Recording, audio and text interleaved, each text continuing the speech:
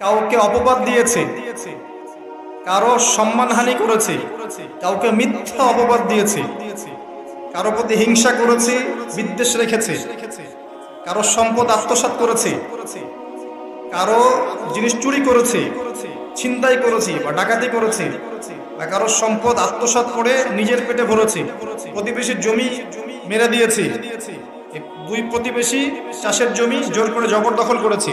এক কথায় মানুষের সম্মান জান মালের সাথে জড়িত যে পাপ, এই পাপ আল্লাহর কাছে মাফ হবে না। কাবা ঘরের গেলাফ ধরে কানলেও আপনি আমাকে যে মিথ্যা অপবাদটা দিয়েছেন এটা মাফ হবে না যতক্ষণ না আমি মাফ করছি। কথা কি বুঝতে পারছেন? মনে করেন আপনি আমাকে মিথ্যা একটা অপবাদ দিয়েছেন এবং ধুয়ে রেখে দিয়েছেন একদম মিথ্যা অপবাদ দিয়ে, যতক্ষণ আমি আপনাকে মাফ না করছি, কাবা ঘরে গিয়ে গেলাফ ধরে কান্নাকাটি করলো এই পাপ মাফ হবে না ইনশাআল্লাহ।